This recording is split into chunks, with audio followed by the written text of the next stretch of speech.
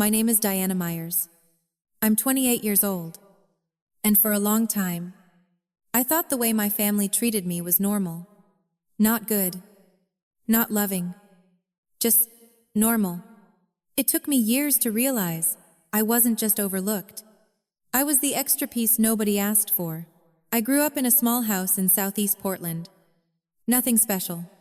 2 bedrooms upstairs. 1 bathroom that always had a line in the morning. And a kitchen where everything important seemed to happen, just not for me. Me dad, Richard, worked as an auto mechanic. He left early, came home late, and didn't say much in between. When he did speak, it was usually to agree with my mom. That was kind of his thing. Stay quiet. Stay out of it. Don't make waves. My mom, Sandra, ran the house like it was a job she didn't enjoy, but took seriously anyway. She worked at a grocery store, long shifts on her feet. And when she got home, she expected things to be exactly how she left them. Clean, quiet, controlled. She liked control. A lot. Then there was my older sister, Tiffany.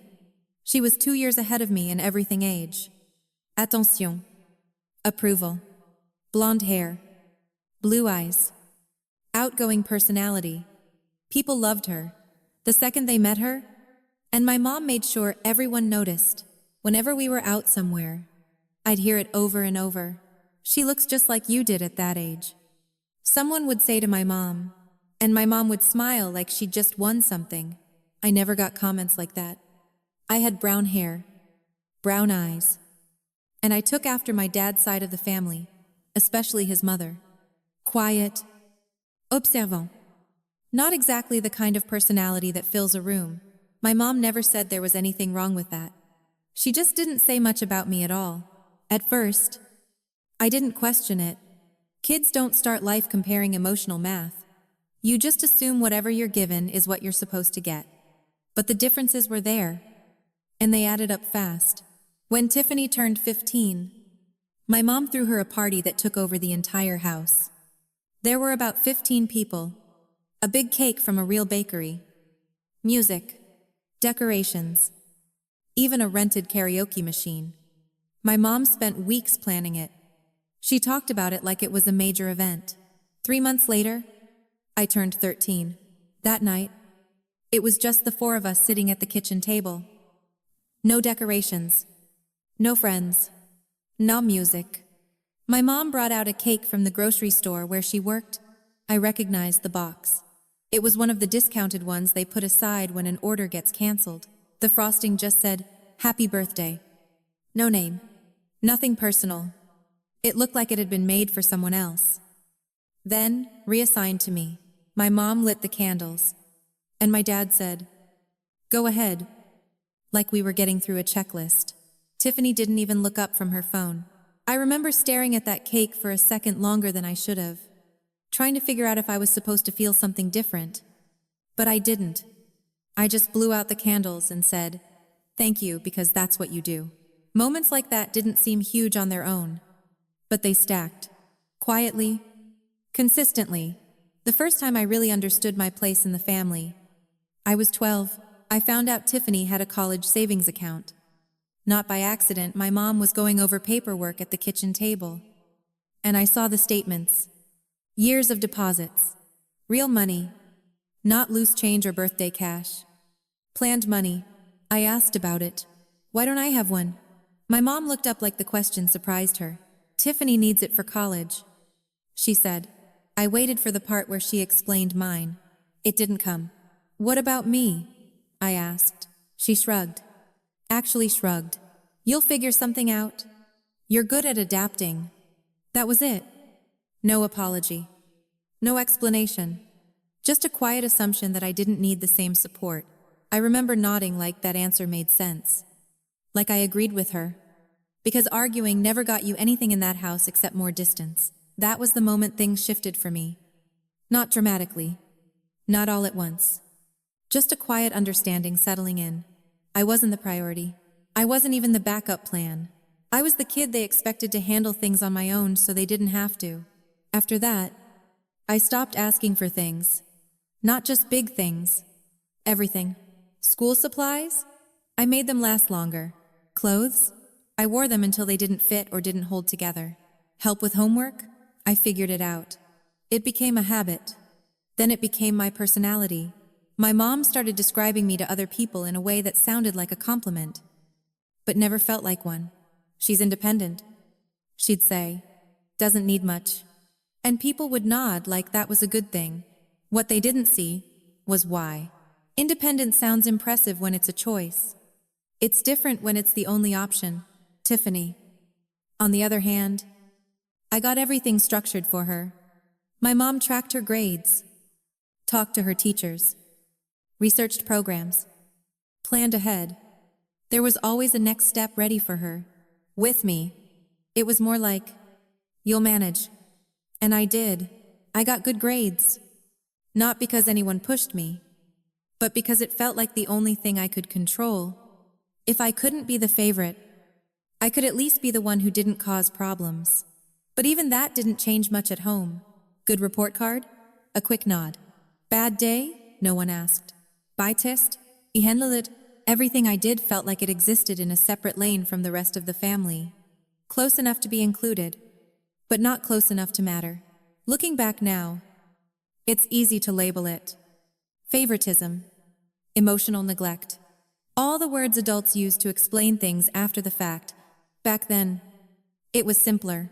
I just thought I wasn't worth the same effort. And the hardest part wasn't the big moments. It was the small ones. The quiet patterns that told the same story over and over again. Who got asked how their day was? Who got help without asking? Who got planned for? And who got expected to disappear into the background and be fine with it? I learned early how to take up less space, how to speak less, how to expect less, and eventually, how to stop expecting anything at all. By the time I turned 13, I didn't think of myself as someone who deserved more. I thought of myself as someone who needed to make things easier for everyone else. That belief followed me into the summer that changed everything, and I had no idea how much it was about to cost me.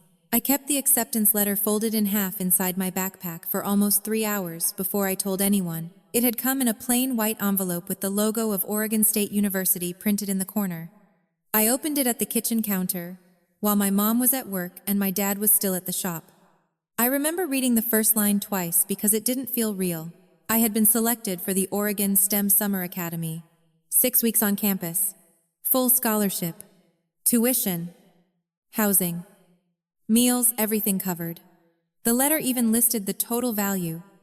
$4,200 out of over 2,000 applicants. They picked 50. I sat there at the counter with the paper in my hands, trying to figure out what to do with that kind of news when you don't have anyone to share it with. For a few hours, I let myself feel it. Proud, excited, nervous, important. I didn't tell my family right away, not because I wanted to hide it, but because I had learned that good news didn't always stay good once it reached that dinner table. Still, I made the mistake of thinking this might be different. That night, we sat down to eat like we always did. Same table, same routine. My dad came in late, washed his hands, and sat down without saying much. Tiffany was already talking about something from school, and my mom was listening in that focused way she only used with her. I waited for a pause that never really came, so I created one. I got into a summer program. I said. My mom glanced at me, then back at Tiffany. What kind of program? STEM Academy. At Oregon State. That got her attention. She looked at me again. This time a little longer. Is it expensive? No. I said quickly. It's fully covered. I got a scholarship. It includes housing and meals. For a second, nobody said anything. Then Tiffany spoke. Oh, she said, like she'd just remembered something. My drama teacher told me about this performing arts camp in California. It's 3 weeks. A bunch of college scouts go there. My mom turned to her immediately. That sounds great. Did she give you details? Yeah, Tiffany said, already pulling out her phone. It's like $3,800. But it looks really good for applications. I felt it shift right there. The conversation moved away from me like I had never spoken. My mom leaned over to look at Tiffany's screen. "We should look into that," she said. "If it helps with college. It's worth considering." I sat there, still holding my fork, waiting for someone to come back to what I had said. No one did. Dinner ended without another word about my program. I should have left it there, but I didn't. 2 nights later, my mom brought it up again. Not in the way I expected. She had that tone in her voice, the one that meant she had already made a decision. "We need to talk about the summer," she said, setting her glass down on the table. I knew right away this wasn't going to go well. "We can't afford to send both of you to programs," she continued. "And Tiffany's camp is important for her future." I felt my chest tighten. "Mine is too," I said. My voice came out quieter than I wanted, but steady. My mom shook her head slightly, like she was correcting something obvious. "Hers involves networking, exposure, real opportunities. Yours is just classes." "It's not just classes," I said. "It's a competitive program. I got in on merit. And I'm proud of you," she said quickly. Like that settled it. But sometimes being part of a family means making sacrifices. There it was. I looked down at my plate for a second, then back up at her. "It doesn't cost anything," I said. "The scholarship covers everything." "That's not the point," she replied. "We still have to manage logistics. Transportation. Timing. It's too much." No, it wasn't.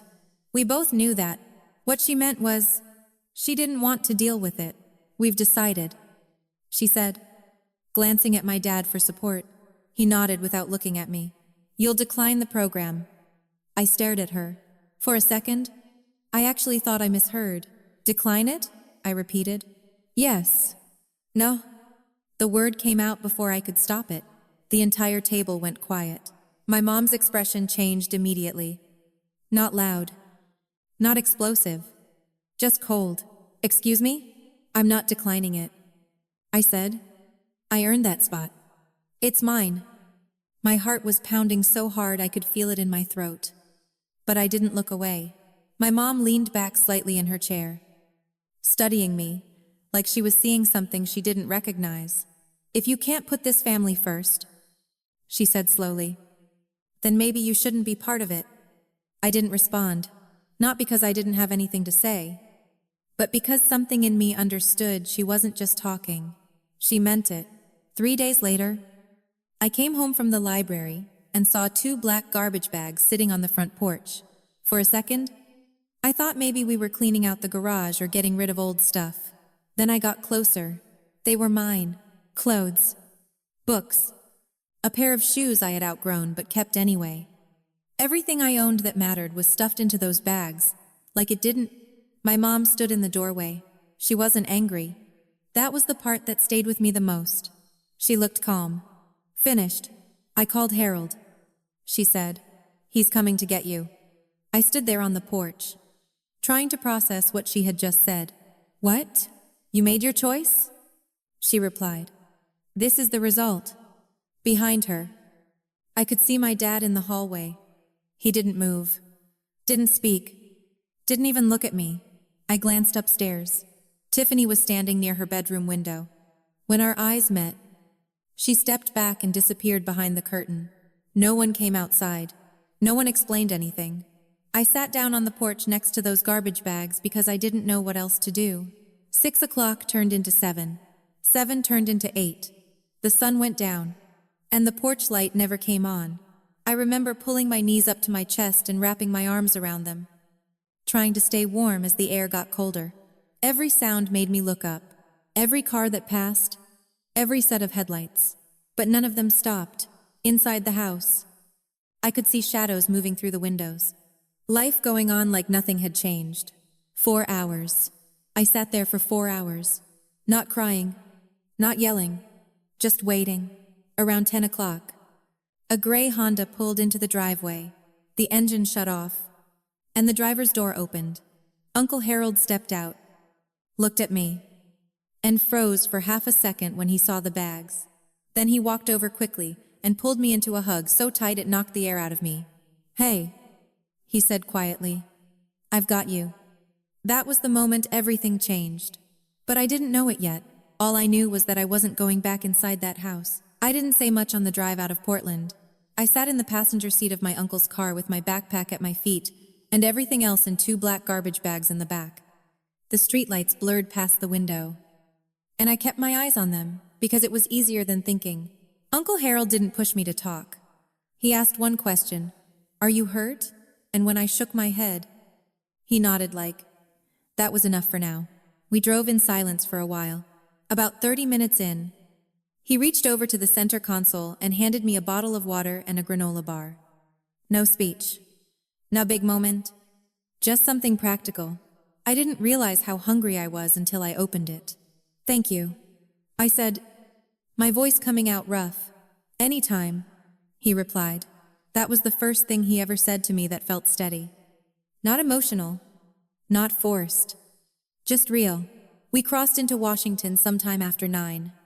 The road got darker. Quieter. I leaned my head against the window and tried to stay awake. But at some point, I fell asleep. When I opened my eyes again, the car was slowing down in a neighborhood I didn't recognize. Ballard. Seattle. Small houses. Street parking. Porch lights actually turned on. Uncle Harold pulled into a driveway and parked. "We're here," he said. I stepped out of the car and followed him up the short walkway to the front door. He unlocked it, pushed it open, and flipped on the light. "Come in." That was it. No conditions. No speech about rules. No lecture about how this was temporary. Just 2 words. "Come in." The house wasn't big, but it felt different. The second I stepped inside, clean, organized, quiet but not tense. There was space. Not just physical space, but the kind where you didn't feel like you were in the way. Uncle Harold picked up one of the garbage bags and carried it down the hallway. "I set up the guest room," he said. "We can figure out something more permanent later." I followed him into a small bedroom with a bed, a dresser, and a window that faced the street. There was a folded blanket at the end of the bed and a lamp on the nightstand. It didn't look like much, but it was mine. "You can take a shower if you want," he added. "There are clean towels in the bathroom." I nodded, still trying to process everything. "Hey," he said, stopping in the doorway. I looked up. "You're safe here." Simple sentence. But it landed. That night, I took a shower, changed into whatever clothes I could find in the bag, and lay down on the bed staring at the ceiling. My body felt exhausted, but my brain wouldn't slow down. I kept waiting for something, for someone to come in and tell me this was a mistake, for a phone call saying I needed to come back, for a condition I hadn't heard yet. None of that happened.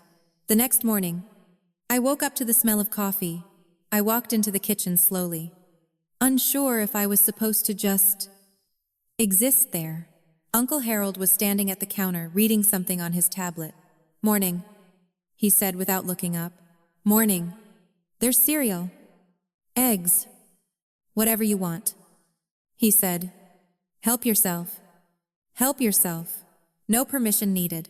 I stood there for a second, then opened the cabinet and grabbed a bowl. It felt strange. Not because it was difficult, but because it wasn't. No one was watching. No one was keeping score. Breakfast was quiet. Not awkward. Just quiet. After a few minutes, he set his tablet down. "Do you want to tell me what happened?" he asked. He didn't sound angry, or suspicious, or like he was already picking a side. Just asking. So I told him, not everything at once. Just the basics. The program. The argument. The bags on the porch. I left out how long I sat there. I wasn't ready to say that part out loud yet. He listened the entire time without interrupting. When I finished, he leaned back slightly and nodded. "Okay," he said. "We'll deal with the rest later." That was it. "No, you should have done this." "No, why didn't you?" No questioning whether I had caused it. Just acceptance. Over the next few days, Things settled into a rhythm. He showed me where things were in the house, set me up with a key, took me to the store to get a few essentials that didn't fit in the garbage bags. Not once did he act like I was a burden. That was the part that confused me the most. I kept waiting for the catch, for the moment where he'd say, "This is temporary," or "You need to earn this." Instead, he treated it like a normal situation, like this was exactly what was supposed to happen. A week later, he sat me down at the kitchen table. "I've already spoken to a lawyer," he said. That got my attention. "We're going to make this official." "Official?" I repeated. "Guardianship," he explained. "So you can enroll in school here? Get medical care. Everything you need without issues." I stared at him. "You don't have to do that," I said. He gave me a look I would come to recognize over the years. Calm, but firm. "I know," he said. "I want to." That was the difference. Everything he did came from that place. Not obligation. Not guilt. Choice. Within a few weeks, I was enrolled at Ballard High School. New classes. New teachers. New everything. The first day felt strange. Not because I didn't belong, but because no one knew I didn't. I was just another student, not the other kid, not the one who needed to adapt. Just normal. At home, things stayed consistent. Dinner was simple. Sometimes we ate together. Sometimes not, depending on his schedule. But when we did, he asked questions. "How was school? What are you working on?" Not in a controlling way, just interested. The first time he asked about my classes, I answered carefully, like I was being tested. By the third time, I realized I wasn't. He actually wanted to know. One night, I mentioned the STEM program I had almost gone to. He paused for a second. "Do you still want to do something like that?" he asked. "I guess." I said, "If it's possible?" "It is," he replied. "We'll find something." No hesitation. No discussion about cost. Just a plan. That was the moment I started to understand the difference between the life I had left and the one I was stepping into. At my parents' house, everything felt limited, measured, condicional. Here, things felt open, not easy, not handed to me, but possible. I still did the work. I still pushed myself in school. That didn't change. What changed was the reason. I wasn't trying to prove I deserved to exist. I was building something. For the first time, I had someone in my corner who expected me to succeed. Not because it made them look good, but because they believed I could. A month after I moved in, Uncle Harold handed me a set of papers. "Read through these," he said. It was the guardianship agreement. Legal. Official. Real. I skimmed through it, then looked up at him. "This means?" "It means you're staying," he said. "No expiration date. No conditions. Staying." I signed where they told me to sign a few days later, and just like that, my life split into two parts. Before that night on the porch, and everything after, I didn't know it yet. But that decision, his decision, was going to change every outcome that came next. I stopped thinking about survival and started thinking about direction. That shift didn't happen overnight. But once it clicked, everything I did had a purpose behind it. Not to prove my parents wrong, not to get anyone's approval, just to build something that was mine. School became the first place I could see that clearly. At Ballard High, no one knew my history unless I told them. So I didn't. I kept my head down, did the work, and let the results speak. Math came easy to me. So did patterns, systems, anything that had logic behind it. I joined the math club in my freshman year and ended up leading it by senior year. I kept my GPA at a 4.0, not because anyone was checking, but because I had learned how to stay consistent. That was something my old life had accidentally trained me for, handling things without reminders. By the time I graduated, I was valedictorian. When they called my name, I walked up to the stage, gave the speech, and didn't look for my parents in the crowd. I knew they weren't there. Uncle Harold was. He didn't clap louder than anyone else. He just stood up, nodded once, and sat back down. That was his style. Quiet support. No performance.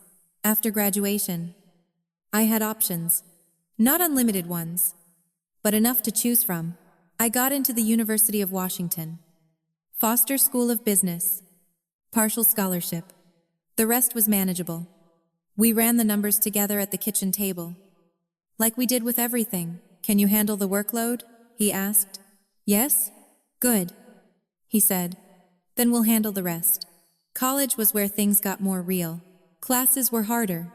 Expectations were higher. And for the first time, I was surrounded by people who had been prepared for this kind of environment their entire lives. I didn't feel behind, but I did feel like I had less margin for mistakes. So I didn't make many. I treated school like a full-time job. Classes during the day, studying at night, and on weekends. I started spending time at Myers Property Holdings. Uncle Harold didn't just hand me a position. You start at the bottom, he said. So I did.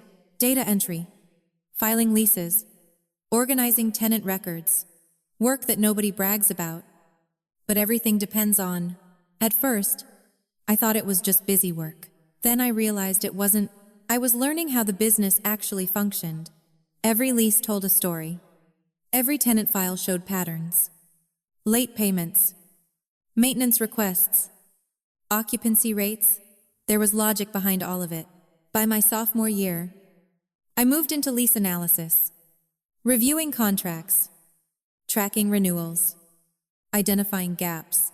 It was more complex, but it made sense to me. By junior year, I was sitting in on meetings, not speaking much, just listening. How deals were negotiated, how properties were evaluated, how decisions were made when there wasn't a perfect answer. I graduated in 2018 with a degree in finance and a GPA just under 4.0, 3.94. That number mattered, not because it looked good on paper, but because it represented consistency over time. After college, I didn't go straight into the company full-time. That was intentional. You need outside experience. Uncle Harold said, otherwise, you'll only know how we do things. So I joined an accounting firm. Not one of the biggest names, but close enough. Structured, demanding, fast-paced. The hours were long. The expectations were clear. No one cared about my background. You either delivered or you didn't. I stayed for 18 months. During that time, I earned my CPA. That process alone filtered out a lot of people. It wasn't about intelligence. It was about discipline. Sitting down every day, reviewing material, taking practice exams, and not quitting when it got repetitive. When I passed, I didn't celebrate much. I just updated my resume and moved on. In 2020, I came back to Myers Property Holdings. This time, not as an intern, as a controller. The transition was fast, faster than I expected. I already knew the systems. I understood the properties. And more importantly, I understood how Uncle Harold made decisions. He didn't micromanage. He expected results. So I focused on numbers, cash flow, expense ratios, vacancy trends. I streamlined reporting, cut down on inefficiencies, made small adjustments that added up over time. Within a year, he offered me a new position, Chief Financial Officer. I remember sitting at the same kitchen table where we had reviewed my college options. You ready for this? He asked. Yes, I said. Good, he replied. Then it's yours. No long speech. No dramatic moment. Just responsibility. At 26, I was managing the financial side of a portfolio that included 12 commercial properties across the Seattle metro area. Retail spaces, office buildings, mixed-use developments. The total value at that point was around $23.7 million. That number wasn't static. It moved based on market conditions, occupancy, improvements, but it was a solid benchmark. My job was to protect it and grow it. So I did. I focused on occupancy rates first, kept them above 95%. That alone stabilized revenue. Then I looked at expenses. Where money was leaking, where contracts could be renegotiated, small changes, better vendor agreements, more efficient maintenance schedules. Over time, those changes increased net operating income. I also worked on expanding the portfolio, not aggressively, strategically. 2 new properties added. 1 underperforming asset sold and replaced with a stronger one. Every decision had to make sense on paper before it happened in real life. By my 26th birthday, the portfolio was stronger than it had been when I started. That day, Uncle Harold sent me an email. The subject line was simple: to my daughter. I opened it and read it twice. "You don't need to prove anything to the people who left you," he wrote. "But you do need to prove to yourself that you can build something that lasts." That line stayed with me, because everything I had done up to that point wasn't about getting back at anyone. It was about control. Control over my time, my decisions, my future. I didn't talk about my parents. I didn't check on them. I didn't wonder what they thought about any of this. That part of my life had closed.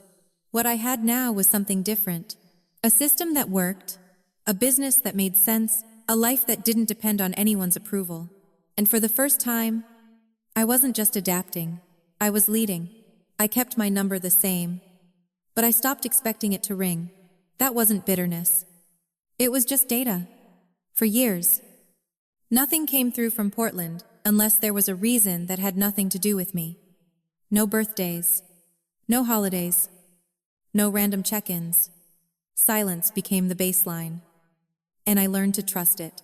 The first time that silence broke was in 2012. I was 15. About 2 years into living with Uncle Harold. I had just finished a math club meeting and was halfway through my homework when his phone rang on the kitchen counter. He glanced at the screen, didn't pick it up right away, then let it go to voicemail. A minute later, it rang again. He answered the second time. "Harold," he said. Neutral. I couldn't hear the other side, but I knew the voice. "You don't forget that tone." He listened for a while, walked out to the hallway, and closed the door. The call didn't last long, maybe 3 minutes. When he came back into the kitchen, his expression had changed. Not angry, tight. "Who was that?" I asked. "Your mother?" he said. He didn't soften it, didn't say Mom, just the name. "What did she want?" He leaned against the counter, arms crossed. "Money," he said. $5,000. "Your father lost his job." I waited for the rest. There wasn't much. "Did she ask about me?" I said. He shook his head once. "No." No pause. No hesitation.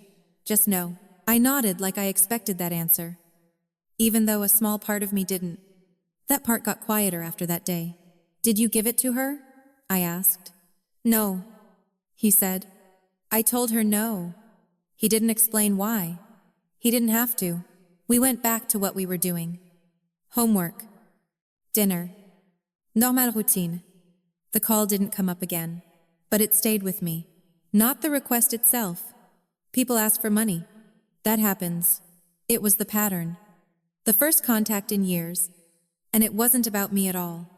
I was just a connection point. A way in.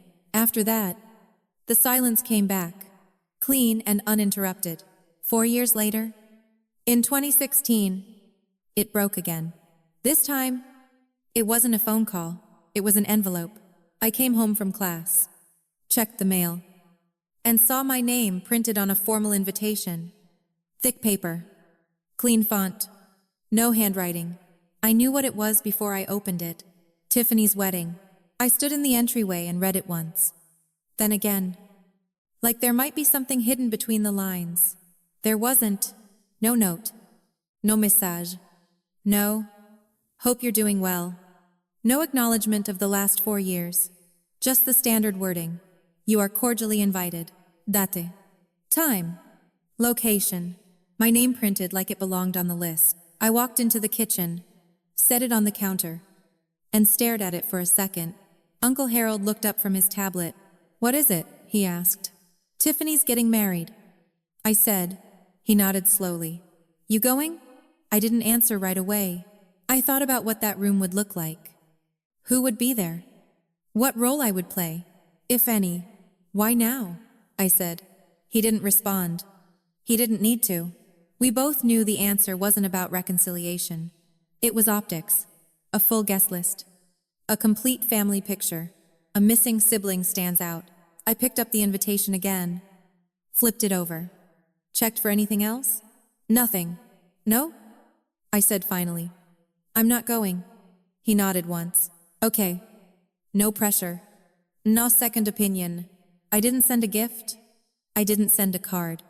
I didn't respond. A few weeks later, I saw photos online. White dress. Outdoor venue. Everyone smiling. I wasn't in any of them. That felt accurate. The silence returned again after that. Longer this time.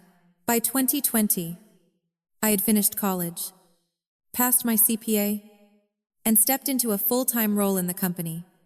Life was moving forward at a steady pace. Structured. Predictable. Then an email showed up. Subject line. Checking in. The sender name made me pause. Sandra Myers. I opened it. Hi, Diana. It started. Not dear. Not anything formal. Just direct. I came across an article about Myers Property Holdings expanding into the East Side market. It looks like you're doing well. I'd love to catch up sometime. That was it. No mention of the past. No acknowledgement of what happened. No apology. Just a reference to the business. I read it again. Slower this time. The timing wasn't random. The article she mentioned had come out a few days earlier.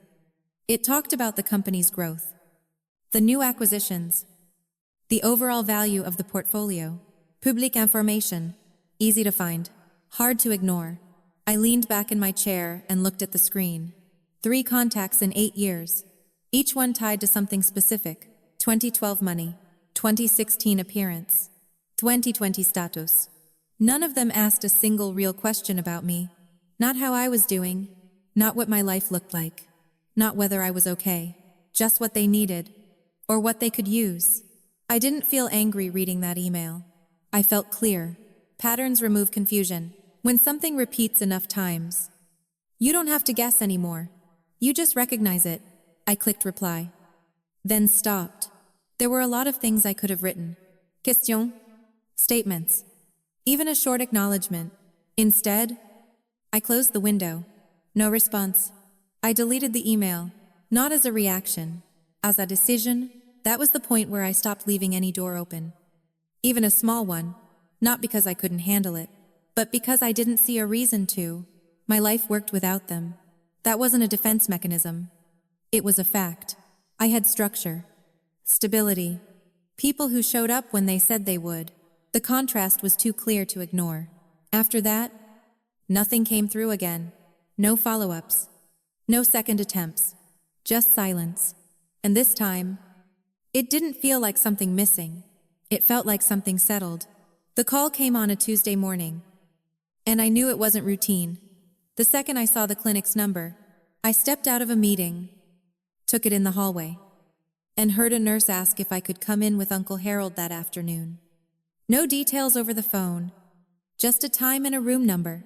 He was already there when I arrived, sitting in a chair like he had been waiting on a late appointment. Calm. Jacket folded over the back. Tablet on his lap. Hey, he said. Like this was nothing.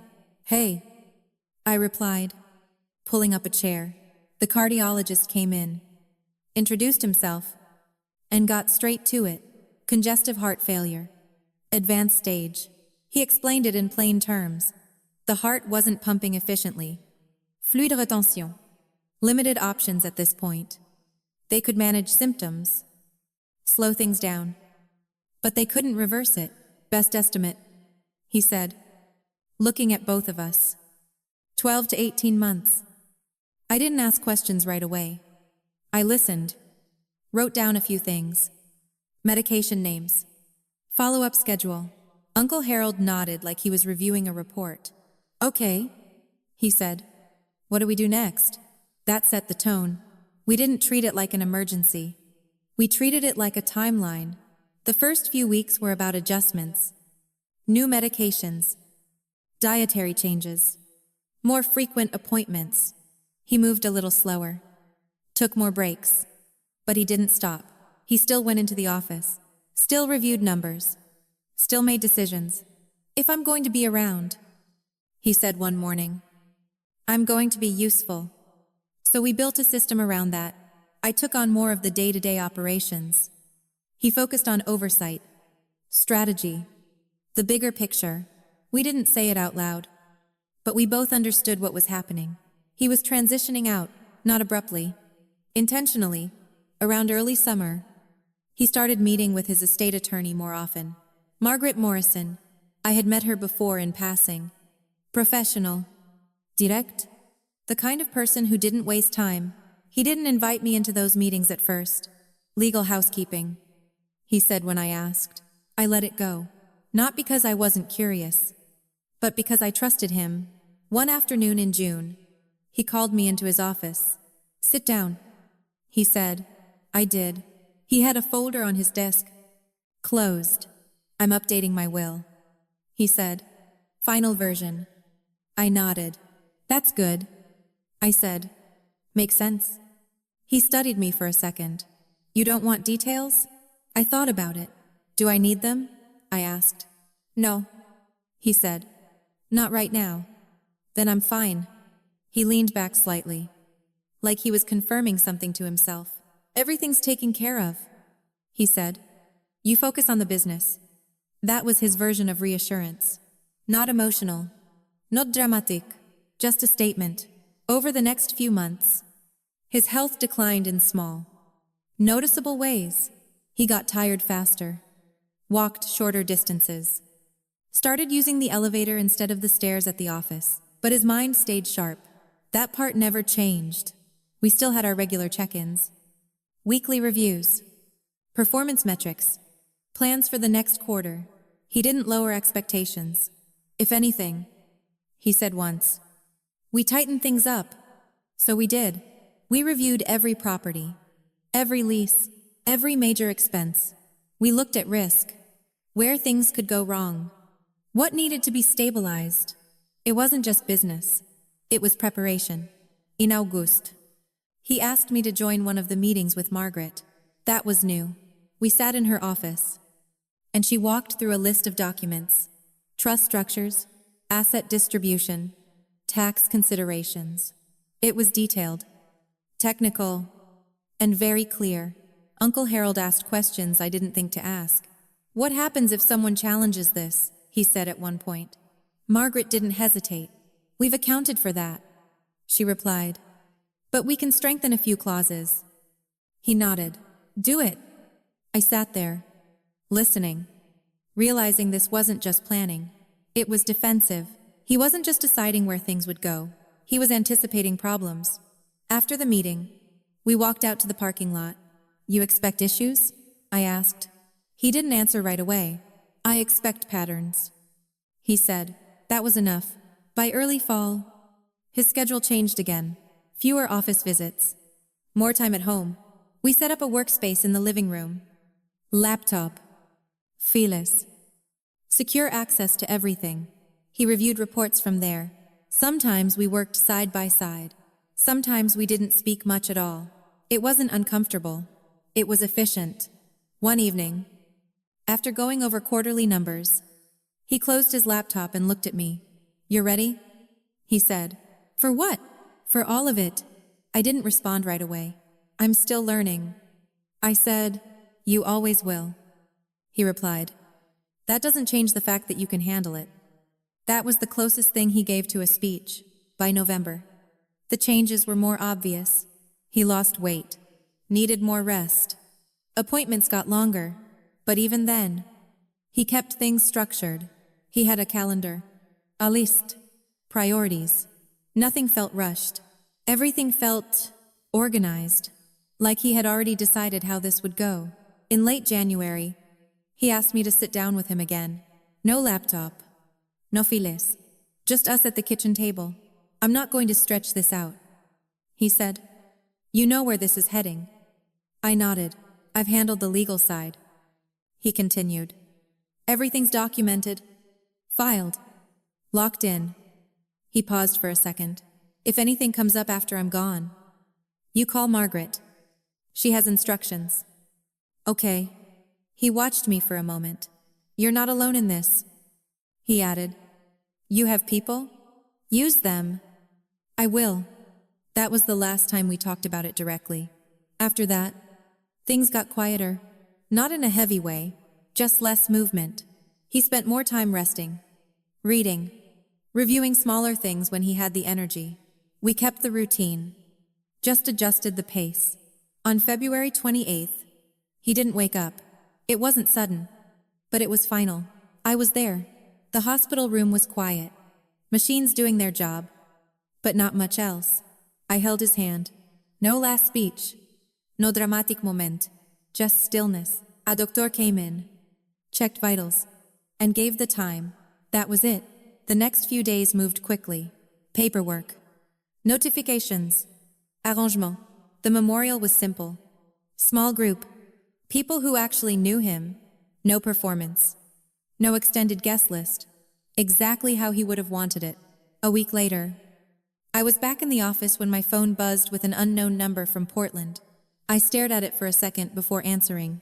Diana. I recognized the voice immediately. Sandra. 15 years later. And it sounded exactly the same. I heard about Harold. She said, I'm sorry for your loss. Thank you, I replied. There was a pause. I was thinking about coming up. She continued, pay my respects. And I heard there's going to be a will reading. There it was. Timing. As always. How did you hear about that? I asked. I have an attorney. She said. He made some calls. Of course she did. We exchanged a few more words. None of them important. After I hung up, I sat there for a minute, then called Margaret. They're going to show up. I said, I assumed they might. She replied. There was no surprise in her voice. Everything's in place? I asked. Yes, she said. Exactly as Harold intended. That was the moment I understood what he meant, when he said everything was taken care of. He hadn't just prepared for his absence, he had prepared for what would come after. And he had already decided how it would end. I didn't wait long after that call to meet with Margaret. The next morning, I was sitting across from her in a glass-walled office on the upper floors of Columbia Center. You could see most of Seattle from up there. But I wasn't looking at the view. I was focused on the stack of documents she had laid out between us. They filed a formal challenge, she said, sliding a page toward me. I picked it up and started reading. Undue influence. That was the claim. According to them, I had isolated Harold during his final months and manipulated him into changing his will. They were arguing that he wasn't in a clear state of mind and that I had taken advantage of the situation. I kept reading. They were asking for 50% of the estate, not a small settlement, not a negotiation. Half. They don't need to win, Margaret said, watching my reaction. They just need to delay. I looked up. If this goes into litigation, the estate gets tied up. Properties can't move easily. Decisions stall. It creates pressure. So they're betting I'll pay them to go away. I said, yes. I set the paper down. They're not getting anything, I said. Margaret didn't respond right away. She just nodded slightly, like she expected that answer. There's something else, she said after a moment. She reached into a file and pulled out a thin folder. Older. Not part of the recent paperwork. Before we decide how to respond, she continued. I need to ask you something. Okay. Do you have any documentation from when you moved in with Harold? Anything that explains what happened at that time? I shook my head. I was 13. I said, I didn't keep records. She held my gaze for a second, then opened the folder. Harold did. That caught my attention. She flipped through a few pages, then stopped and pulled one out carefully. Diana, she said, sliding it across the table. Did you know about this? I looked down. The title was printed in formal legal language: Voluntary Relinquishment of Parental Rights and Transfer of Guardianship. Date, July 15th, 2010. For a second, I didn't understand what I was looking at. Then I read the names. Richard James Myers, Sandra, Ellen Mayers. My parents. I kept reading. The document stated that they were voluntarily giving up all parental rights and responsibilities for their minor daughter, me, and transferring full legal guardianship to Harold. There were signatures at the bottom. 4 of them. My mother's, my father's, Harold's, and a notary. I didn't move. I just stared at it. They didn't just send you away. Margaret said quietly, "They made it legal." I looked up at her, then back at the paper. I remembered that night on the porch, the bags, the door closing. What I didn't remember, what I had never even considered, was what was happening inside the house while I was sitting out there. They weren't just deciding, they were signing. My hands felt cold. "When was this filed?" I asked. "The same day?" She said. "King County Family Court. Properly executed. Properly witnessed." I leaned back in the chair, trying to process it. "They never told me." I said, "I'm not surprised." She replied. There was a long pause. I picked up the document again and read it more carefully this time. Every line, every clause. It was clean, clear. "Final, what does this mean for their claim?" I asked. Margaret's expression shifted slightly. "Not dramatic. Just precise. It changes everything." She said. "How?" She folded her hands on the table. "Their entire argument is based on family relationship." She explained. "They're claiming entitlement as immediate family specifically. As your parents and Harold's relatives." I nodded. "That's their foundation." She continued. "But this document removes that foundation."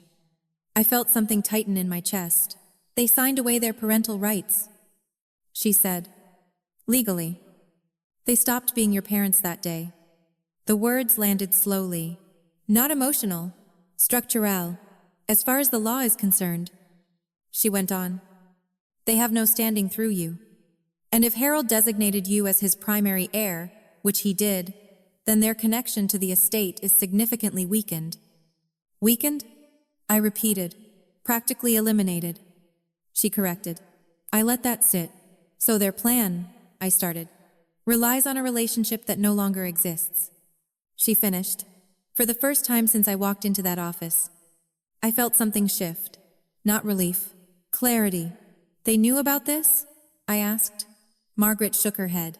"I don't think so." She said. "If they did, they wouldn't have filed the claim this way." That made sense. They were acting like they still had a position, like they still had leverage. They didn't. "They're walking into this blind?" I said. "Yes."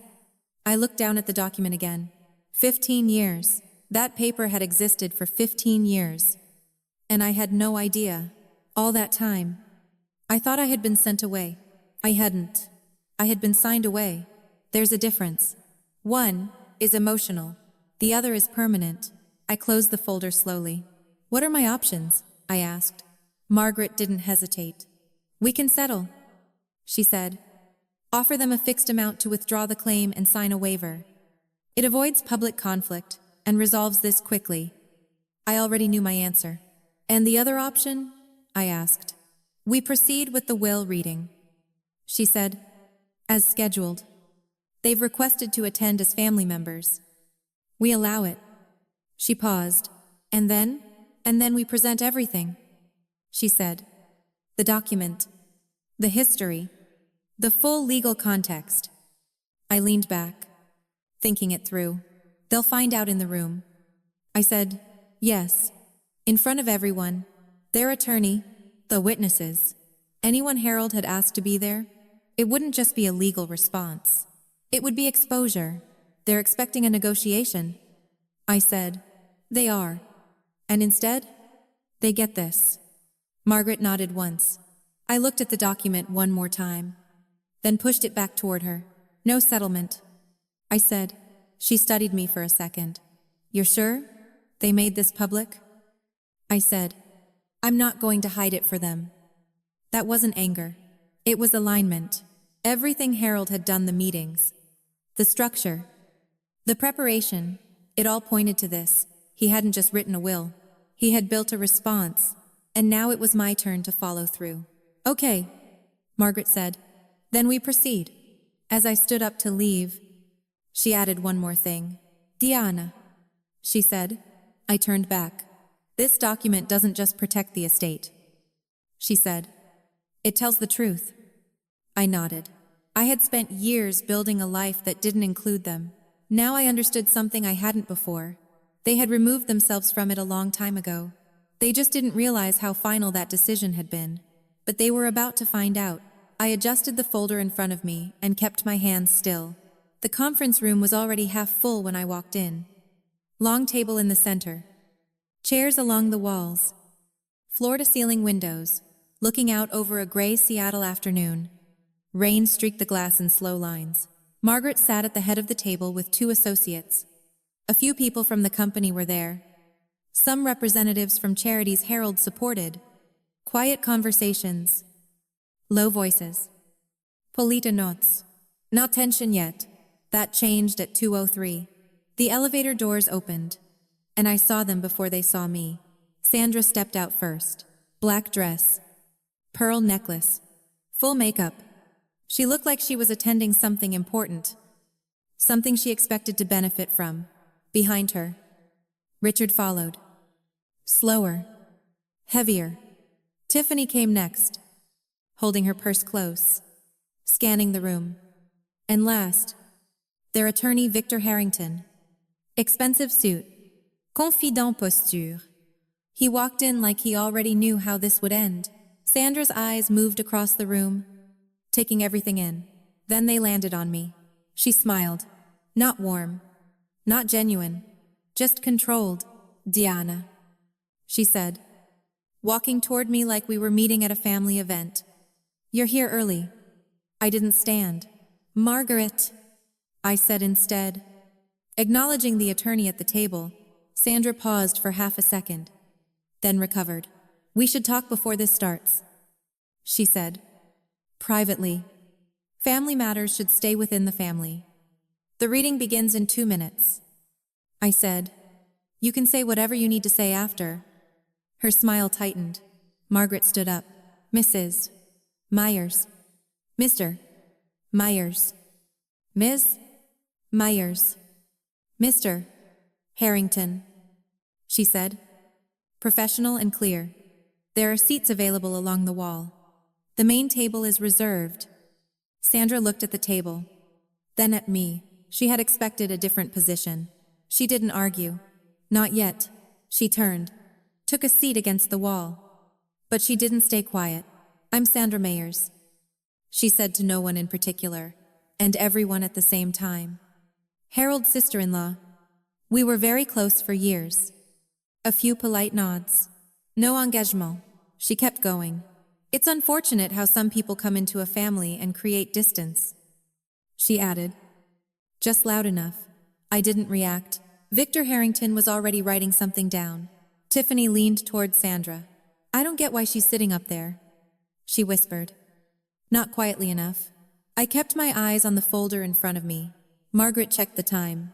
It's 2:10, she said. We'll begin. The room settled. Papers were adjusted. Chairs shifted slightly. Margaret opened a sealed envelope and began. This is the last will and testament of Harold Raymond Myers, she said, her voice steady. She moved through the opening sections. Identity. Residence.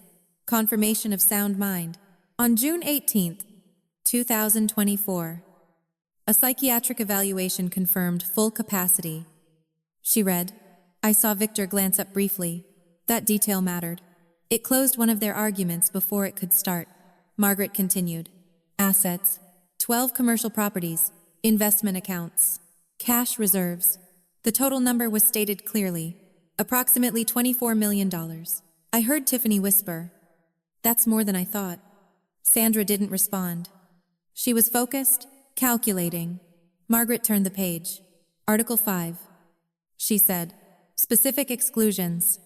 Sandra leaned forward slightly. This section addresses Richard James Myers. That got his attention. I make no provision for my brother. Margaret read, for the following reasons, which I wish to be entered into record. Richard's posture changed. Margaret continued. In March 2002, Richard borrowed $80,000 with a written promise to repay within 5 years. As of this date, no repayment has been made. Richard's face tightened. Sandra looked at him, then back at Margaret. Margaret didn't pause.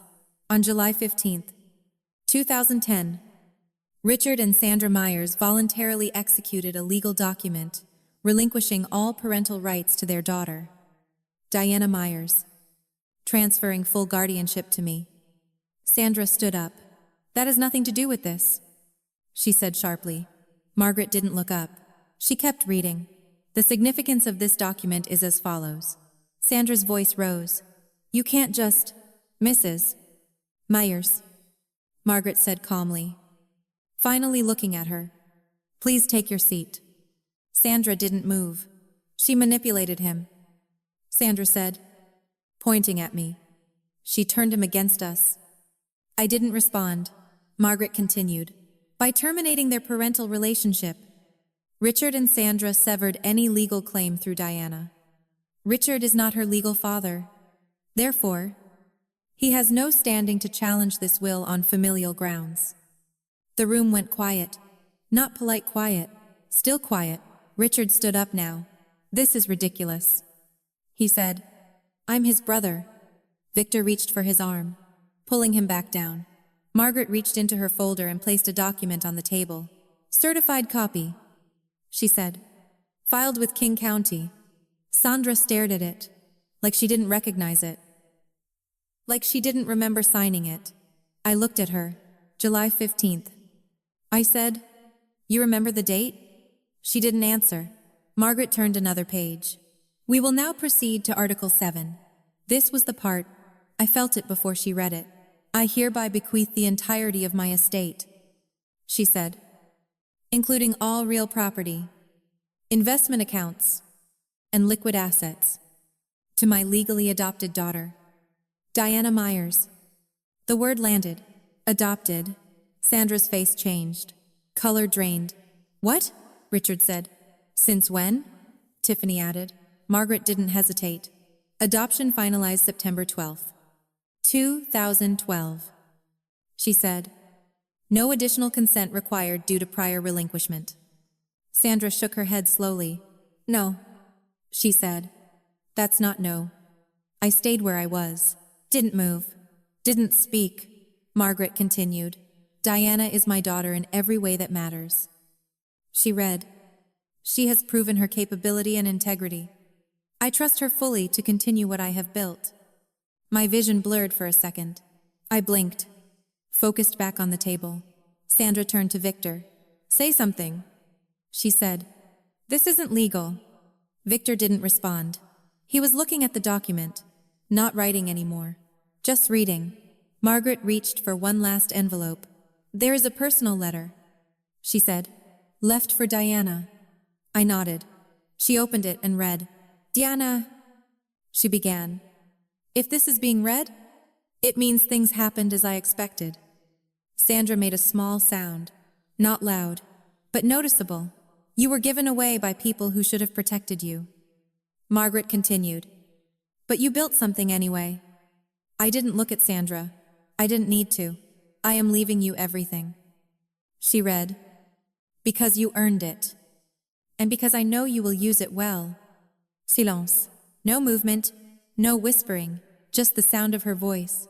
When she finished, she folded the letter and set it down. Sandra stood up again. This time, her voice was different, softer.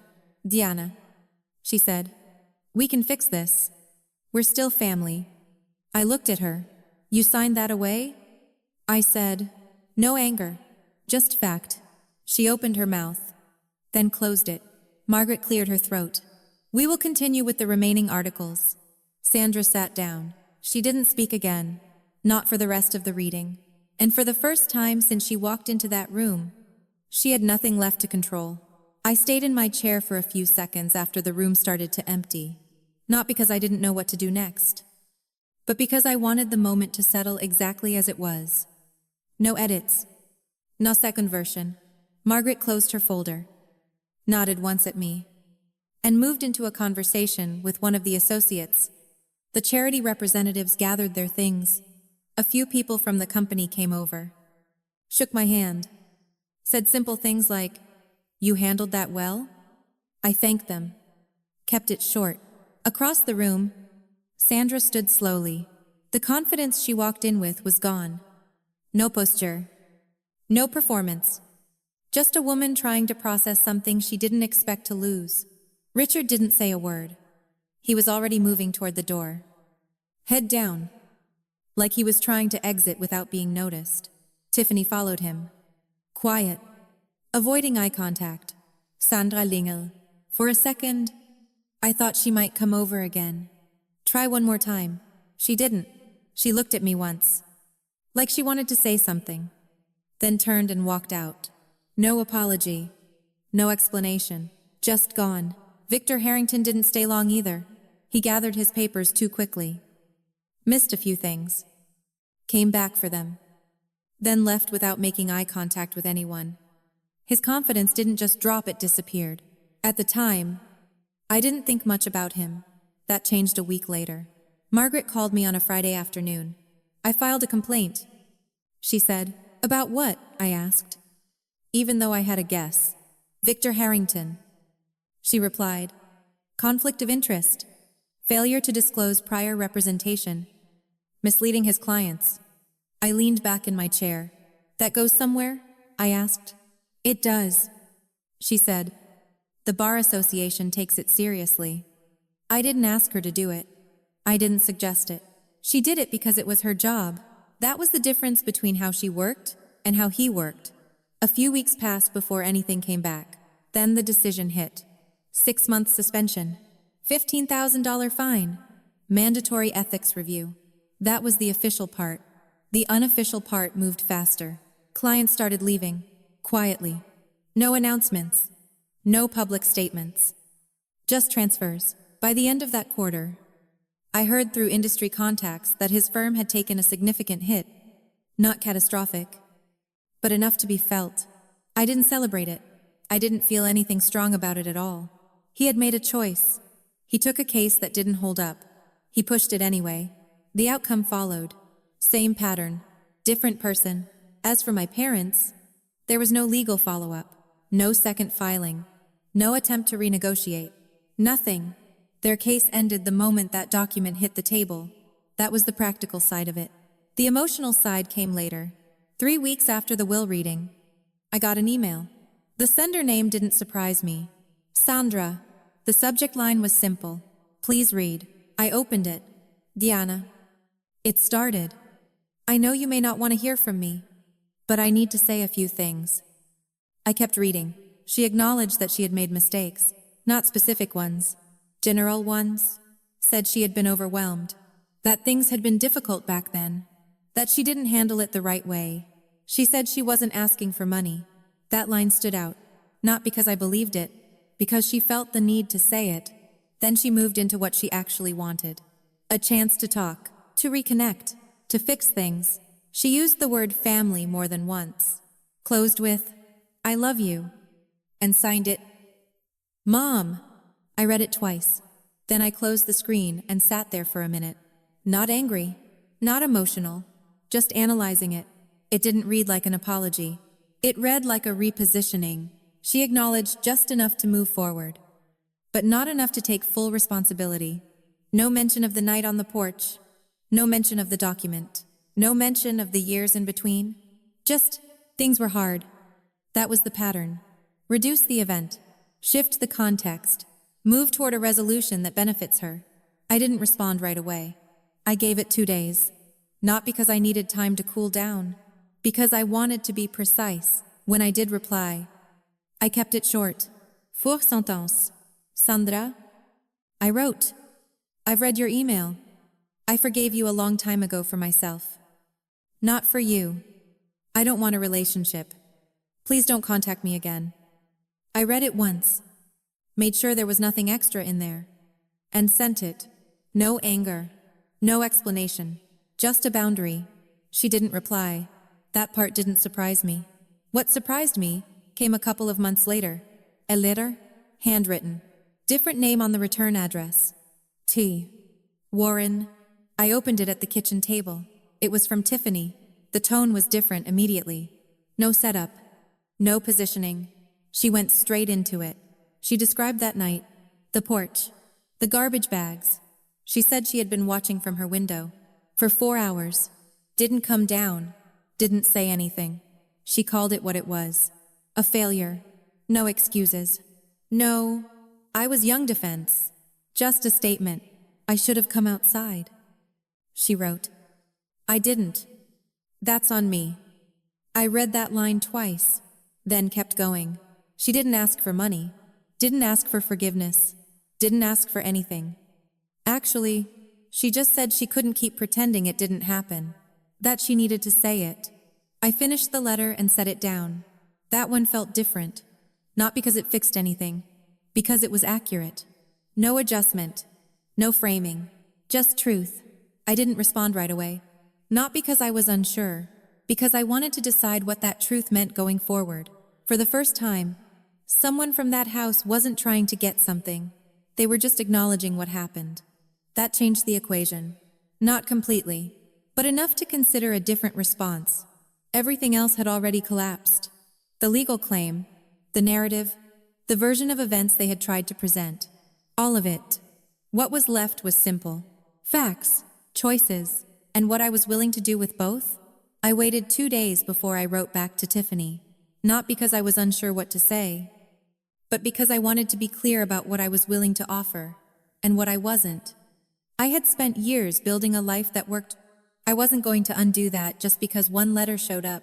When I finally opened a blank message, I kept it simple. Tiffany. I wrote, I read your letter. I appreciate that you told the truth without making excuses. I'm not ready for a full relationship, but I'm open to limited contact under a few conditions. Then I listed them. No communication through our parents. I had already made that decision, and I wasn't revisiting it. No conversations about money, inheritance, or anything connected to Harold's estate, and one more if I needed space at any point. I could take it without explanation, and she had to respect that. At the end, I added one line. If that works for you, we can start with a short call once a month. I read it twice, made sure there was nothing emotional hidden between the lines, and sent it. Her reply came 3 days later. One word, accepted. That was enough. We scheduled the first call for a Saturday afternoon. I sat in my home office, laptop open, watching the time get closer. I had handled a room full of attorneys without hesitation, but this felt different. More personal, more unpredictable. The call connected, and her face filled the screen. No makeup, no presentation, just her. Hey, she said. Hey. We didn't try to fill the silence right away. 15 years doesn't disappear in a conversation. We kept it surface level. Like I said, we would. She told me about her job. She was training to become a nail technician, working toward a license. She mentioned her kids, 2 of them, but didn't push anything beyond that. I talked about work, the company, a few neutral things. No past, no heavy topics. At the 15-minute mark, I closed the call. Same time next month? She asked. Maybe. I said, we'll see. That became the rhythm. Once a month. Short calls. No pressure. Over time. It got easier. Not because everything was fixed, but because we were building something new, instead of trying to repair something that never really existed. As for Sandra and Richard, there was nothing left to discuss. I didn't hate them. That part had already faded. What I had now was something more useful. Clarity. They made a decision on July 15th, 2010. They put my belongings in garbage bags. They left me on a porch. And then they signed a document that made it official. That wasn't a moment. It was a line. And I didn't cross it again. A few months after the will reading, I met with Margaret and the charity representatives Harold had worked with for years. We sat in a conference room. Went over numbers, timelines, options. He had already allocated funds in his will. But there was one part he left open. That's yours to decide. Margaret said. So I did. I created the Myers STEM Scholarship. Not complicated. Not flashy. Just direct. Full funding for summer programs in science and math for students who came from situations where support wasn't guaranteed. Students who needed someone to say yes when everything around them said no. The first year, we funded 5 students. 5. That number mattered more to me than anything on a balance sheet, because I knew exactly what it felt like to be in that position, to have something in front of you and no one backing it. Now, that wasn't their reality. That was the point. At the same time, the business kept moving. We didn't slow down after Harold passed. We stabilized, then expanded, added new properties, improved existing ones, kept occupancy above 95%. By the end of the year, the portfolio had grown again. Not because of one big decision, because of consistent ones. That was the lesson he left me with. Not dramatic moves. Structured thinking. I visited one of the original buildings he had bought years ago. Small commercial property. Nothing impressive from the outside. There was a plaque by the entrance. His name. The dates. A simple line about the kind of man he was. I stood there for a minute, reading it, then ran my hand over the metal. Cold. Solid. Real. You good? Elena asked, walking up beside me. Yeah. I said. You look calm. I am. That was the best way to describe it. Not happy. Not relieved. Stable. I didn't need anything from the past anymore. Not validation. Not closure. I already had what mattered. A life that made sense. People who showed up. Work that had direction. And boundaries that stayed in place. If you're listening to this and you recognize any part of it, if you've ever been in a position where someone decided your value for you, here's the part that matters. You don't need their approval to build something real. You don't need their permission to move forward. And you don't owe access to people who walked away when it mattered. Forgiveness and access are not the same thing. You can let go of the past without reopening the door. That's a choice. One you get to make. I chose mine, and I haven't looked back since.